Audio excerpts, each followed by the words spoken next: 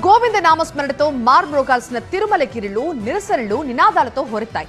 శ్రీవారి ఆలయం ముందే స్వామీజీల బైఠాయింపులు ఆందోళనలతో అక్కడ కలకలం రేగింది.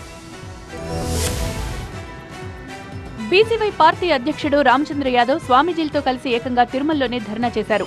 నిబంధనలు ఉల్లంఘించి శ్రీవారి ఆలయం ముందే ఆందోళన చేయడం కలకలం రేపింది. అలిపిరిలోని శ్రీవారి పాదాల చెంత ముంతాజ్ హోటల్, మరికొన్ని హోటల్స్ కు స్థలాలు కేటాయించడాన్ని నిరసిస్తూ రామచంద్ర యాదవ్ స్వామీజీలు కలిసి నిరసనకు దిగారు. మొదట అలిపిరిలో ధర్నా కార్యక్రమం చేపట్టారు. ముంతాజ్ హోటల్ కు భూములు కేటాయించేందుకు తీసుకొచ్చిన జీవో నెంబర్ 24ను రద్దు చేయాలని వాళ్లు డిమాండ్ చేశారు. దీంతో వాళ్లను పోలీసులు అడ్డుకుని నోటీసులిచ్చారు. కొండ మీద రాజకీయ ప్రసంగాలు చేయకూడదని, స్వామివారి దర్శనం చేసుకునేందుకు ఎలాంటి అభ్యంతరం లేదని ఆందోళనకారులకు పోలీసులు చెప్పారు. దీంతో స్వామివారి దర్శనం చేసుకుని తిరిగొచ్చేస్తామని పోలీసులకు చెప్పారు బీసీవై పార్టీ నేతలు, స్వామీజీలు. తర్వాత పాదయాత్రగా తిరుమలకు వెళ్లిన ఆందోళనకారుల బృందం అన్నదాన సత్రంలో భోంచేసి అక్కడి నుంచి నేరుగా శ్రీవారి ఆలయం ఎదుటకు చేరుకుని అక్కడ బైఠాయించారు. నినాదాలతో హోరెత్తించారు. దీంతో శ్రీవారి భక్తులు ఒక్కసారిగా ఆందోళన చెందారు. ఆలయం ఎదుట ధర్నా చేయడం నిషేధమని పోలీసులు చెప్పినా ఆందోళనకారులు పట్టించుకోలేదు. దీంతో పోలీసులు వారిని బలవంతంగా తిరుపతికి తరలించారు.